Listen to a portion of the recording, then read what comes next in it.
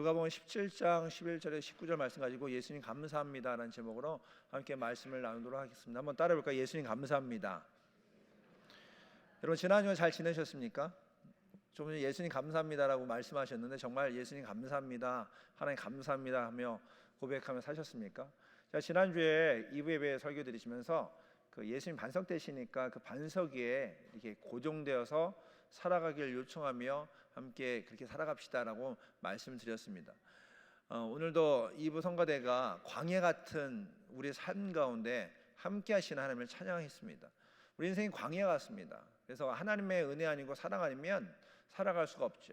그래서 때로는 이것을 우리의 입술로 열어서 고백하기도 하고 또 그것을 하나님께 도와달라고 기도하기도 하고 또 찬양하기도 하고 이렇게 살아가는 바로 우리의 인생입니다. 바라기는 우리 그리스도인은 흔들림 없이 예수님만 바라보며 살아가는 우리 모두가 되기를 원합니다. 근데 그럼에도 불구하고 예상하지 못한 일들이 일어날 때가 있습니다. 만약에 여러분의 인생 가운데 제가 이제 한번 질문해 보겠습니다. 여러분의 인생에 예상하지 않은 어려움이 닥친다. 여러분 어떻게 반응하십니까? 갑자기 경제적 어려움이나 건강의 어려움이나 이렇게 갑자기 어려움이 여러분에게 닥친다. 여러분 어떻게 반응하시겠습니까? 이렇게 하면 이제 대답을 안 하시잖아요. 그러니까 한번 제가 학교 다닐 때 우리 사지선자 4개 그 대답 중에 하나를 생각하시면 됩니다. 첫 번째, 어려움이 닥치면 어려움 앞에 기뻐한다. 슬퍼해도 되고 저기 하겠지만 내가 기뻐한다. 기뻐하실 수도 있겠죠. 두 번째, 어려움이 닥치니까 나는 그 어려움에 낙심한다. 또 세 번째, 어려움 일 앞에서 나는 감사한다. 또 네 번째, 어려움 앞에 나는 기도한다. 여러분은 이 4가지 어려움이 닥칠 때 어떻게 반응하는가? 기뻐한다, 또 낙심한다, 또 감사한다, 기도한다. 여러분 어떻게 반응하십니까? 이제 여기서 이제 좀 눈치 있는 분은 분명히 기도한다를 얘기하시거나 아니면 감사한다, 기뻐한다 있지만 대부분 어려움 앞에서 낙심합니다. 이런 일이 있었습니다. 지난주에 저희 성도님이랑 대화를 하는데 한 분이 이런 얘기를, 목사님 제가 참 마음이 아픕니다. 그래서 무슨 일이세요? 그랬더니 올 한 해 정말 열심히 살았답니다. 벌써 11월이잖아요. 그래서 예배는 다 참석하고 그리고 훈련 받고 정말 열심히 1년 동안 산 것 같은데 갑자기 삶에 어려움이 닥쳤다는 거예요. 그러니까 본인이 이렇게 어려움이 올 때 이 어려움이 만약 10이라는 어려움이 오면 내가 1년 동안 열심히 예배하고 훈련 받았으니까 10이 1로 바뀌겠지라고 생각했는데 10이 20으로 다가온 겁니다. 그래서 이게 낙심돼서 이럴 줄 몰랐습니다. 1년 동안 내가 열심히 살았는데 예배 열심히 드렸는데 이 정도면 하나님이 1로 주시지 왜 20으로 주셨습니까? 나 하나님께 원망해야겠다고. 원망됩니다. 그래서 제가 원망하시라고 그랬습니다. 원망이라도 하세요. 그냥 그러나 단 하나님 앞에 나오셔서 원망하십시오. 하고 싶은데 다 해보십시오. 괜찮습니다. 하나님께 그 원망 안 들으시겠습니까? 기도하고 감사만 해야 하나님이 들으시는 분은 아니잖아요. 원망하십시오. 하고 싶으면 하시고 그러나 하나님 안에서 하십시오. 이렇게 이야기한 적이 있습니다. 여러분, 그래요. 여러분도 아마 올 한 해 되돌아보면 올 한 해 좀 잘 산 것 같다라고 생각하시는 분도 계실 겁니다. 예배도 열심히 드리고 또 성경도 열심히 읽고 또 기도도 하고 헌금도 하고 그래서 올해 좀 그래도 좀 열심히 살았다. 그리고 돌아보니까 우리 가정도 그렇고 우리 사업도 좀 잘 되는 것 같다라고 생각하는 분도 계실 것입니다. 그런데 그러다가 삶에 그 어려움이 생기면 그 앞에서 때로는 불평하고 또 원망하는 것이 하나님의 자녀임에도 불구하고 그런 모습을 우리가 볼 수가 있습니다. 이것은 단지 우리가 믿음이 없어서가 아니냐, 우리의 인생이 그렇습니다. 그래서 잠언 기자가 이렇게 이야기합니다. 잠언 19장 3절 말씀인데요, 세번역 성경으로 제가 쉬운 성경으로 좀 같이 읽으려고 하는데 한번 같이 읽어볼까요? 시작. 사람은 미련해서 스스로 길을 잘못 들고도 마음속으로 주님을 원망한다. 쉬운 성경을 이렇게 해석을 했어요. 사람들이요 스스로 길을 잘못 들이고 나서 그럼에도 불구하고 마음으로 주님을 원망한답니다. 그 잠언 기자의 이야기를 들으면서요 꼭 우리의 속마음을 들킨 것 같아요. 그러니까 어려움이 있을 때, 아픔이 있을 때 겉으로는 괜찮은 척하지만 속으로는 주님을 원망하는 우리의 모습을 볼 수가 있습니다. 우리가 참 그래요. 요즘 시대가 좀 시대가 좋아졌잖아요. 마치 내비게이션도 있고 내비게이션도 필요 없이 전화기만 이렇게 찾으면 주소를 잘 찾단 말이죠. 그런데 그럼에도 불구하고 길을 잘못 들을 때가 있어요. 제가 그렇습니다. 운전하다 보면 저희 아내가 저한테 특기가 돌아가는 거랍니다. 내비게이션이 있고 약도가 있는데도 가다 보면 그냥 쑥 지나가고 또 돌고 또 돌고 돌고. 예전에 미국에 처음 왔을 때는요, 저 물통이 우리 교회 앞에 있는 물통이 있지 않습니까? 달라스에 하나만 있는 줄 알았습니다. 그래서 뭐 운전하다 길을 잃었을 때 저기 물통이 보여서 저 교회 옆에 있는 물통이다 해서 갔죠. 엄한데 그러니까 나중에 거기 글씨가 써 있잖아요. 뭐 여기는 코페라고 써 있고 뭐 플라만드로 써 있잖아요. 나중에는 이제 알지만 처음에는 모르잖아요. 그러니까 그 물통까지 생긴 게 저 교회 옆에 거라고 그래서 막 달려갔던 적도 있거든요. 그럼에도 불구하고 우리는 미련한데 이렇게 미련한 삶을 살면서 원망은 누구한테 한다고요? 주님께 합니다. 내가 미련한데, 내가 부족한데. 이렇게 미련하고 원망스러운 삶을 살아가는 삶인데, 그런데 그런 삶에 살아가는 인생들에게 하나님께서 주시는 영적 교훈들이 있습니다. 오늘 성경 말씀을 읽으면 조금 색다른 이야기들 또는 우리에게 주시는 하나님의 은혜, 결국은 하나님께 감사도, 예수님 감사도 고백할 수 없는 이야기들을 볼 수가 있죠. 오늘 말씀 우리가 읽었는데요, 누가복음 17장 말씀에 11절에 이렇게 기록되어 있습니다. 예수께서 예루살렘에 가실 때에 사마리아와 갈릴리 사이로 지나가시다가, 지금 여기에 지역이 이야기됐죠. 예루살렘에 가십니다. 근데 특별히 갈릴리와 사마리아 사이로 지나가고 있다. 여기서부터 벌써 지금 예수님 가시는 길이 평범한 길이 아니라는 것을 볼 수가 있어요. 만약 평범한 길이면 사람들이 다 아는 길이면 예수님이 예루살렘으로 가시다가 라고 얘기해도 될 거거든요. 근데 오늘 사마리아와 갈릴리 사이로 지나갔다라고 표현되어 있습니다. 그리고 나중에 조금 더 보면요, 우리가 읽은 말씀 뒤에 보면은 예수님께서 어떤 장면이면요, 한 마을 지나가시는데 나병 환자가 10명이 예수를 만나게 됩니다. 그것도 멀리서 10명의 나병 환자가 예수를 만남으로 말미암아 예수님께 도와달라고, 고쳐달라고 이야기를 하죠. 지금 여기에 두 단어를 유심히 보십시오. 사마리아와 나병. 그러니까 이 두 단어는요, 유대인들의 굉장히 불편한 단어입니다. 그러니까 이 사마리아도 유대인들에게는 불편한 단어고요, 나병은 더욱 그렇습니다. 둘 다 쉽게 이야기하면 부정한 언어, 금기 언어입니다. 그러니까 유대인들이요, 거부하는 단어가 바로 이 사마리아라는 단어랑, 그리고 이제 나병 환자라는 것이죠. 사마리아부터 좀 보면요, 사마리아에 대해서 보면 조금 더 기본적인 상식들이 있지 않습니까? 그래서 요한복음 4장 9절에는요, 예수님께서 사마리아 여인을 만나게 됩니다. 그래서 만날 때 이렇게 이야기를 한번 볼까요?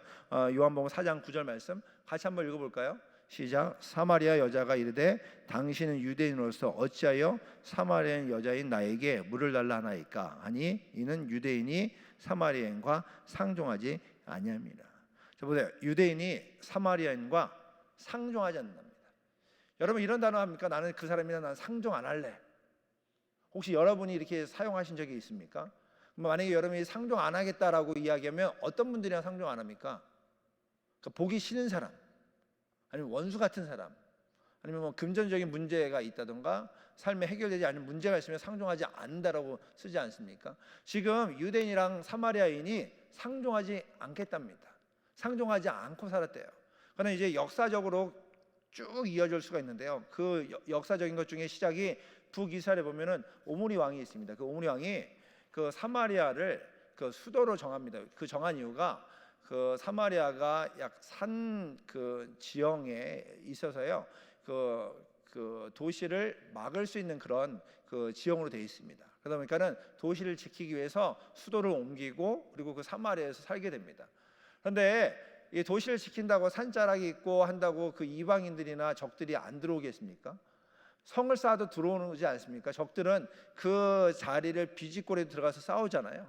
그러다 보니까 사마리아로 북이스라엘이 수도를 옮겼음에도 불구하고 이방인들이 계속 침투하는 겁니다.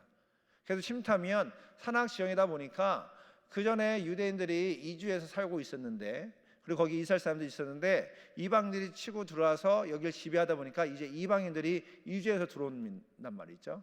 그 전에 있던 북이스라엘 사람들과 유대인들이 여기에 살고 있고, 또 이방인들이 살고 있고, 그 이방인들이 살 때 이방인만 들어온 게 아니지 않습니까? 이방인과 함께 이방 문화가 들어오고, 이방 종교가 들어오고, 이방 우상들이 들어오고, 그러다 보니까 이스라엘의 전통적인 그 신앙사상, 선민사상, 내가 하나님께 선택받았다, 하나님이 우리의 왕 되십니다, 주인 되십니다 고백했던 그들이 이제는 이방인들과 함께 혼합이 되어버려요.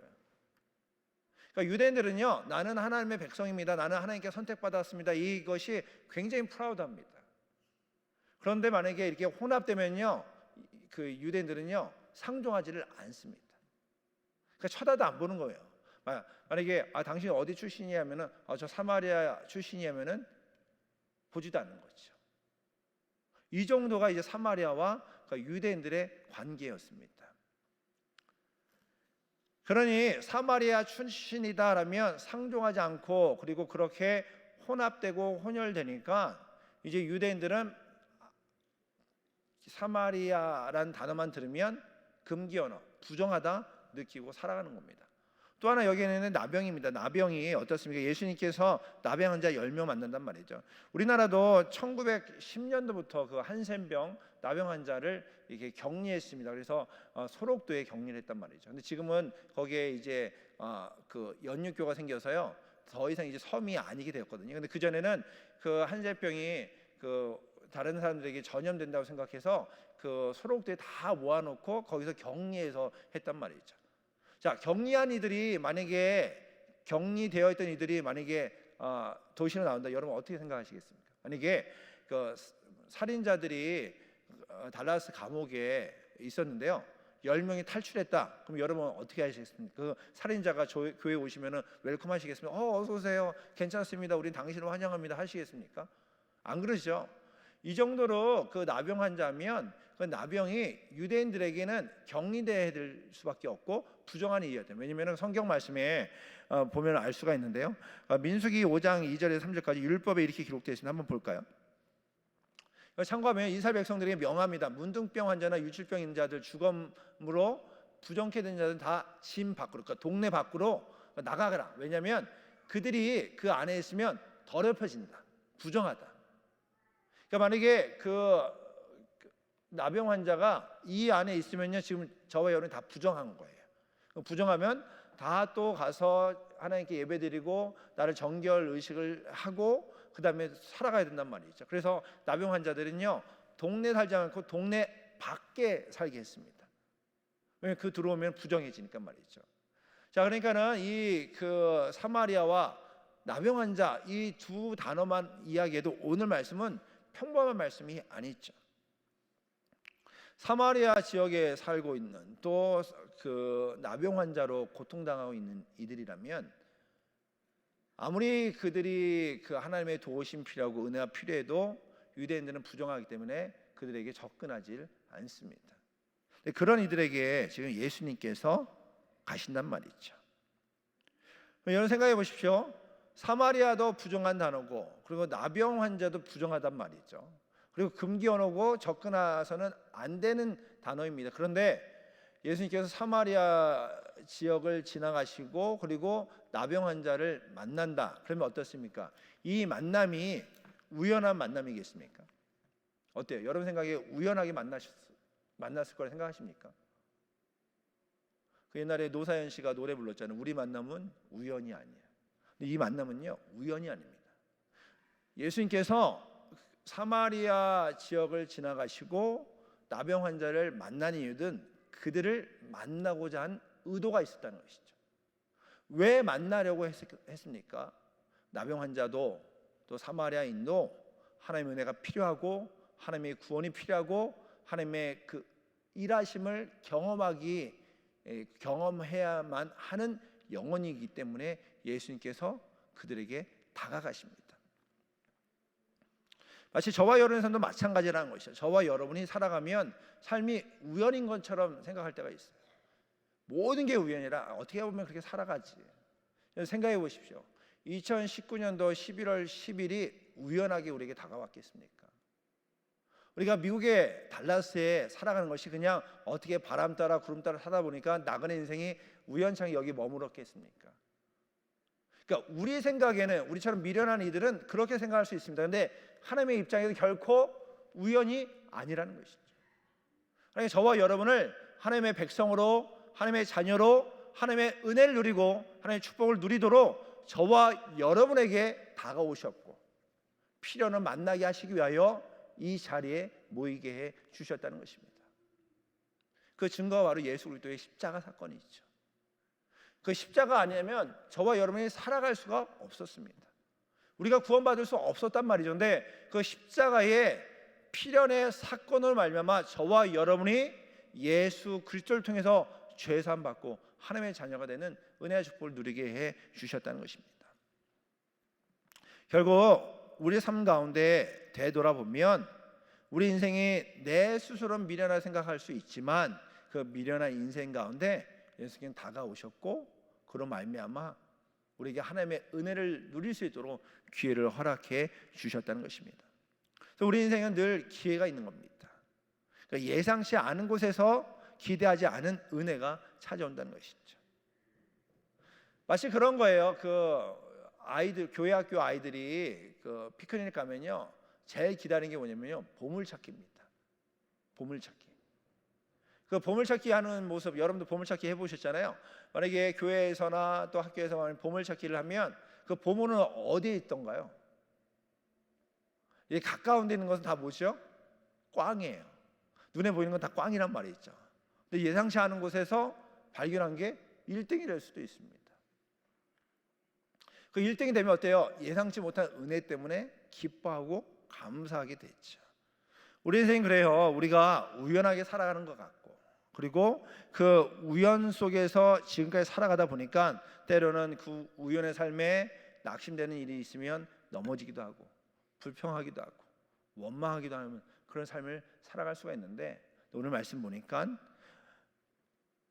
예수님께서는 결코 우연함 없이 다가오셔서 구원을 허락하시기 위하여 기회를 주신다는 것입니다. 이 10명의 나병 환자를 만나게 되는데 그들의 신음은 듣게 되죠. 그 신음 소리가 어떻습니까? 오늘 말씀 13절 말씀에 이렇게 고백되어 있습니다. 소리 높여 이르되 선생 예수님이여 우리를 불쌍히 여기소서. 그러니까 나병 환자들이 예수님이 지나간다는 이야기를 듣고 다 모이게 됐습니다. 10명이 모였어요. 10명이 모여서 외치는 거죠. 선생 예수님이여, 예수 선생이여 우리를 불쌍히 여겨주십시오. 이들의 입장에서는 자신들이 가까워지면 부정하다는 이야기를 들으니까 조금 멀리 있었을 거란 말이죠. 어느 정도 거리를 두고 예수님 우리를 불쌍히 여겨주세요. 좀 도와주세요. 도움이 필요합니다. 때로 우리가 어렵고 힘들 때 바로 이들처럼 용기 내어 고백할 필요가 있습니다. 분명히 내 안에 낙심됐는데 내 속에 지금 불평이 있는데 이 낙심과 불평을 속으로 끌어안고 겉으로는 괜찮은 척 아닌 것처럼 살아가는 것이 아니라 어려울 땐 이렇게 얘기하는 거예요. 예수님께 우리의 작은 신음도 들으신다는데 그러면 이렇게 크게 외치면 안 들으시겠습니까? 예수님 내가 어렵습니다. 내가 힘듭니다. 도와주십시오. 예수님의 도움이 필요합니다. 내가 예수님의 도움으로 살아가야겠습니다. 좀 도와주십시오. 내 삶을 좀 봐주십시오. 예수님 좀 봐주셔야 됩니다. 때로는 이렇게 외치며 기도할 필요가 있다는 것이죠. 이렇게 외치니까 어떤 은혜가 있습니까? 오늘 말씀에 예수께서 14절 말씀에 기록되어 있기를 보시고 이르시되 가서 제사장들에게 너희 몸을 보여라. 그러니까 고쳐주시지 않고요. 제사장들에 보이라. 그러니까 율법적으로 가서 제사장이 보이라니까 이 10명이 제사장이 가게 된 겁니다. 가다가 깨끗함을 경험하게 된 거예요. 나음을 얻게 된 거죠. 자, 예수님께서 뭘 명령하셨습니까? 제사장이 가서 너희 몸을 보이라 말씀하셨단 말이죠. 그럼 가서 제사장이 보이면 되는데 그 깨끗함을 받은 것을 경험하고 나서 고침을 받은 것을 경험하고 나서 그때 이런 일이 나타나는데요. 15절 말씀 한번 보겠습니다. 한번 같이 볼까요? 15절과 16절 말씀. 15절과 16절 말씀에 이렇게 기록되어 있습니다. 그 중에 한 사람이 자기가 나은 것을 보고 큰 소리로 어떻게 되어 있습니까? 하나님께 영광을 돌리며. 잘 보십시오. 조금 전에는 큰 소리로 뭘 외쳤습니까? 예수 선생이여 우리를 불쌍히 여기소서 했던 입니다. 그런데 예수님께서 그들을 만나 주시고 그들 다가오셔서 그들을 고쳐 주시고 고침 뒤에 똑같은 입술에서 큰 소리로 하나님께 영광을 돌리며, 한번 따라해 볼까요? 하나님께 영광을 돌리며. 자, 하나님께 영광을 돌렸습니다. 그런데 그 앞에 그 뒤에 16절 말씀에 예수의 발 앞에 엎드려 감사하니 저는 사마리아 사람이다. 저기에 엎드려 살해하니라고 했는데요. 살해하는 걸 마치 집에서 집에 누가 일을 도와주면 수고하셨습니다 사례비를 주지 않습니까? 선생님들이 와서 레슨 해주면 사례비 주고 그렇게 기록되는데 요즘 성경으로는요 사례를 감사하니로 표현되어 있습니다. 그러니까 하나님께 영광 돌린 것을 감사한다로 표현됐단 말이죠. 그러니까 예수님이 고쳐주시니까 예수님께서 고쳐주신 것 가운데 예수님께 큰 소리로 영광 돌리고 감사했다 써 있습니다. 그러니까 재밌는 것은 예수님 앞에 엎드리던 이들의 삶을 보면요 대부분 삶에 어려움이 있던 이들이에요. 그러니까 마가복음 7장 25절과 또 마가복음 5장 22절에 보면 삶의 어려움을 경험한 들이 있어요. 그래서 귀신 들린 어린 딸을 가지고 있던 한 여자가 예수님의 발 앞에 엎드립니다. 성경 말씀 한번 볼까요? 마가복음 7장 25절 말씀 보세요. 더러운 귀신 들린 어린 딸을 둔 한 여자가 예수의 소문 듣고 가서 엎드립니다. 또 마가복음 5장 22절에도 그 회당장 중에 하나인 야이로가 예수님의 발 앞에 엎드려요. 그러니까 삶에 문제가 있을 때 엎드린단 말이죠. 여러분 이 말씀을 기억하십시오. 삶에 문제가 있을 때 엎드리면 은혜가 됩니다. 삶에 문제가 있을 때 가정에 문제가 있거나 내 삶에 문제가 있거나 내 신앙에 문제가 있거나 어떤 문제가 있던 엎드리면 은혜가 됩니다. 하나님께 도와달라고 하면 하나님께서 도와주십니다. 그러나 더 복된 것이 있어요. 문제가 있을 때 엎드리면 은혜 되는데 더 복된 것은 하나님께 은혜 받고 하나님께 치유받고 문제 해결받고 그 뒤의 모습입니다. 지금 10명의 나병 환자가 예수님께 소리질러 고쳐달라고 했고 그 중에 10명이 고침받았습니다. 근데 몇 명이 돌아왔다고 써 있습니까? 한 명이 돌아왔습니다. 이것을 통해서 우리가 잘 볼 수가 있습니다. 10명이 하나님의 은혜를 받았습니다. 10명이 하나님의 복을 누립니다. 10명이 하나님의 일하심을 경험합니다. 그런데 감사 표현하는 분 몇 명입니까? 한 명입니다. 그러면 퍼센테이지라면 몇 퍼센트예요? 10%입니다. 성도들이 많이 있습니다. 성도들이 많이 기도합니다. 엎드려서 하나님의 도우심을 구합니다. 그래서 하나님의 은혜를 누리게 됩니다. 문제가 해결됩니다. 그리고 그 뒤에 하나님께 감사하는 이들은요 10 중에 하나밖에 없다는 겁니다. 물론 그 9명이 어디 갔을까요? 여러분 9명 어디 갔을까요? 10명이 고침받았잖아요. 그 중에 9명 어디 갔을까요? 안 물어봐서 잘 모르시겠습니까? 제가 이 말씀을 보면서 이 9명을 제일 먼저 한 게 제사장들에게 갔을 거예요. 예수님께서 명령하셨잖아요. 제사장이 가서 내 몸을 보이라니까는 이 9명은 제사장이 갔어요. 왜 그러냐? 유대인이기 때문에. 유대니까 제사장이 가갖고 내 몸이 깨끗함을 나은 것을 확인받은 다음에 이 진으로 돌아가고 가족들에게 돌아갔겠죠. 자신의 삶을 돌아갔단 말이죠. 9명의 은혜를 못 누린 게 아니에요. 하나님 일하심을 경험했습니다. 취하심을 경험했습니다. 그리고 또 가서 제사장도 율법대로 갔단 말이죠. 그런데 중요한 것은 이 9명보다 지금 한 명을 강조한 이유가 여기에 있습니다.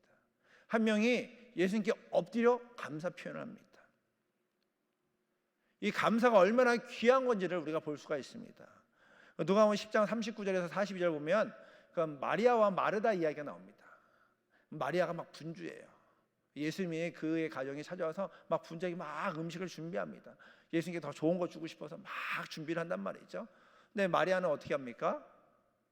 언니가 그렇게 힘듦에도 불구하고 안 도와주는 거예요. 그러니까 눈치가 없는 거일 수도 있고, 그리고 원래 집안일을 안 했었을 수도 있고. 그런데 마리아가 어떤 일을 선택하냐면 예수님의 발치에 앉아서 예수님 하신 말씀을 듣고 있습니다. 막 말씀을 들어요. 마르다가 이렇게 보니까 화가 납니다. 자기는 막 음식 준비하고 예수님께 좋은 거 주고 싶어서 막 준비하고 막 일하고 있는데 마리아는 그냥 예수님 앞에서 앉아서 이쁘게 앉아서 말씀을 듣고 있으니 얼마나 화가 납니까? 당장 쫓아서 예수님 이거 보시라고. 그 마리아도 좀 일하라고 좀 얘기 좀 해달라고. 그러니까 예수님 얘기하면 듣겠죠. 근데 예수님께서 뭐라 말씀하십니까? 마리아 그냥 놔둬라. 그가 좋은 것을 선택했다. 우리가 보면은 교회 일을 하지 않고 막 분주하지 않고 말씀만 들으면 되겠다 생각했는데 그때 더 놀라운 일이 있습니다. 그 놀라운 일이 어디에 기록되냐면 요한복음 12장 3절 말씀입니다. 한번 볼까요? 요한복음 12장 3절 말씀에 이렇게 기록되어 있는데 한번 같이 읽어보겠습니다. 시작. 마리아는 지극히 비싼 향유 곧 순전한 나든 한 근을 가져다가 예수의 발에 붓고 자기 머리털로 그의 발을 닦으니 향유 냄새가 집에 가득하더라. 보십시오. 좋은 것은 선택했던 마리아, 예수님 말씀을 잘 경청했던 마리아가 선택한 것이 뭡니까? 자기가 받은 은혜 앞에 예수님께 감사 표현합니다. 예수님 발치에 자신이 갖고 있는 최고의 것을 예수님께 쏟아붓고 자기의 머리털로 씻고 예수님이 가실 길을 예비한 일을 마리아가 감당을 합니다. 자, 어때요? 우리는요 은혜만 구합니다. 하나님 고쳐주십시오. 하나님 해결해 주십시오. 응답해 주십시오. 역사해 주십시오. 그 좋은 일입니다. 엎드려지면 하나님이 은혜 주십니다. 저의 삶 가운데서도 가장 낮고 무너지고 힘들 때 주님 앞에 찾아오면 주님께서는요 영락없이 응답해 주셨습니다. 하나님의 은혜가 얼마나 큰지 그 큰 것을 이루 다 말할 수 없을 정도로 하나님께서 채워주심을 경험했습니다. 그런데 그것으로 끝날 때가 참 많았어요. 오늘 말씀 보면서 예수님께서는 우리에게 너 은혜 받아라, 너 축복 받아라, 너 영광 받아라, 너 하나님의 일하심을 경험해라로 끝나는 것이 아니라 그 뒤에 우리가 어떻게 살아가야 될지를 보여주고 계십니다. 한 명의 사마리아인이 어떻습니까? 예수님께 나와 엎드려 감사 표현합니다. 하나님 감사합니다. 예수님 감사합니다. 감사합니다. 엎드려져 정말 나의 구원자 되시고 나의 모든 것 되신 예수님께 감사를 표현한단 말이죠. 이 감사 표현이 이 사마리아인 나병 환자, 부정하고 사람들에게 천대받던 그의 삶이 바뀌어지는 것을 보게 됩니다. 어떻게 바뀌어집니까? 오늘 말씀 18절 말씀에 이 이방인 외에는 하나님께 영광을 돌리러 온 자가 없느냐 하시고 19절 말씀에 이렇게 기록되어 있습니다. 그에게 이르시되 일어나 가라 내 믿음이 너를 구원하였느니라. 그 전에 사마리아인으로 나병 환자로 엎드려져 살 수밖에 없는 겁니다. 그냥 하나님의 도우심을 구하고 또는 사람들이 무시하고 그리고 사람들이 외면하니까 엎드려져 사람들의 눈에 피해 살아갈 수밖에 없던 그런 사마리아인 나병 환자였습니다. 또 오늘 예수님 만나니까 그 예수님께서 일어나 가라 내 믿음이 너를 구원했다. 이제는 더 이상 엎드려질 필요 없다. 당당히 가라. 너는 하나님의 자녀다. 하나님의 백성이다. 너가 예수 그리스도의 이름으로 구원받았다. 구원을 선포하고 계십니다.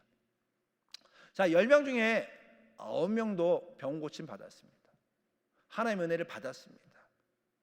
하나님의 축복을 누렸단 말이죠. 그런데 구원받은 사람 몇 명입니까?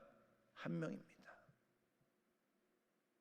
예수님께 나와서 감사 표현하고 예수님이 나를 고쳐주셔서 고백하는 그를 예수님께서는 일어나 가라 내 믿음이 너를 구원했다 라고 말씀하십니다. 그러니까 우리에게 지금 중요한 것이 바로 여기에 있습니다. 9명처럼 하나님 도와주십시오, 하나님 은혜 주십시오, 하나님 축복 주십시오로 끝나는 것이 아니라 이 1명처럼 예수님 앞에 나와 엎드려져 예수님 감사합니다. 예수님의 은혜입니다. 예수님의 일하심입니다. 그 은혜 때문에 내가 살아갑니다. 참 감사합니다. 주님 영광 받으십시오. 하나님께 감사 표현하며 살아가야 된다는 것이죠. 그 감사 표현이 가장 쉬운 방법이 바로 지금 이 자리에 있는 예배입니다. 이 예배가 우리가 왜 나오셨습니까? 왜 나옵니까? 우리가 하나님께 영광 돌리기에 나오지 않습니까? 찬양을 통해서, 기도를 통해서, 말씀을 통해서 우리가 하나님의 하나님 되심을 높여드리는 겁니다. 예수님 우리의 구원자 되심을 높여드림이 이 예배죠. 감사 표현이 바로 여기에 있습니다. 여러분이 예배드리는 이 자리가 지금 감사의 표현이라는 것이죠. 다시 말하면 지금 여기 보면 우리 모두가 지금 예수님께 감사하기 위해 나왔다는 것입니다. 우리가 해야 될 일이 바로 여기 있다는 것이죠. 예수님 감사합니다. 예수님 감사합니다. 우리 삶을 지키시고 인도하시고 이끄시고 문제를 해결하시고 낙심에서 소망으로, 절망에서 새로운 비전으로 허락하신 그 예수님께 이 사마리아 나병 환자처럼 고백할 필요가 있다는 것이죠. 예수님 감사합니다. 예수님 감사합니다. 한번 따라해 볼까요? 예수님 감사합니다. 다시 한번 볼까요? 예수님 감사합니다.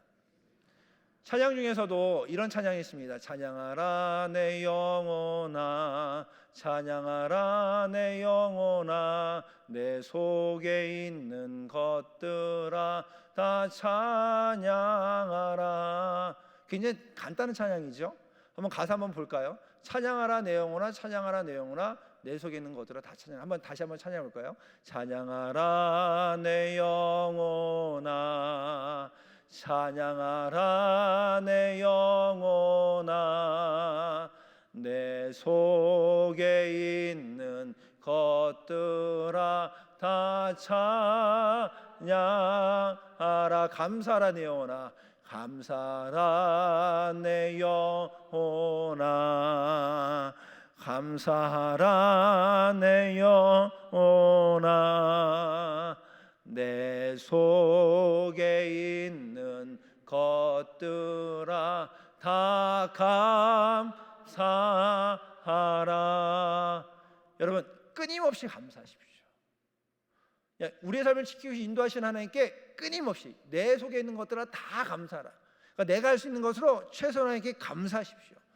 시편에 보면 계속적으로 반복되는 말씀 구절이 있습니다. 예를 들어 시편 107편 1편, 시편 136편 1편, 시편 118편 1편, 시편 118편 29절. 그 말씀 바로 이 말씀입니다. 한번 말씀 볼까요? 말씀에 여호와께 감사하라. 그는 선하시며 그의 인자심이 영원합니다. 한번 같이 읽어볼까요? 시작. 여호와께 감사하라. 그는 선하시며 그의 인자심이 영원합니다. 그의 선하심과 인자심이 영원합니다. 태초부터 선하시고 인자하시는 영원함이 지금까지 함께 하셔서 저와 여러분을 택하시고 하나님의 자녀 삼아 주시고 오늘도 그 선하심과 인자하심을 경험하도록 우리를 이끌어 주십니다. 우리가 해야 될 것이 감사하는 겁니다. 예배로 감사하십시오. 찬양으로 감사하십시오. 우리 입술 열어 감사하십시오. 이번 한 주간 살아갈 때 이 감사의 시선으로 살아가기 원합니다. 우리가 불평하기 쉽습니다. 원망하기 쉬워요. 우리가 미련해서요 그냥 불평이 불쑥불쑥 나옵니다. 그러니까 원망이 불쑥불쑥 나오고요, 조금만 저기 하면 입에서 그냥 투덜거림이 끊임없이 나오는 것이 우리의 모습입니다.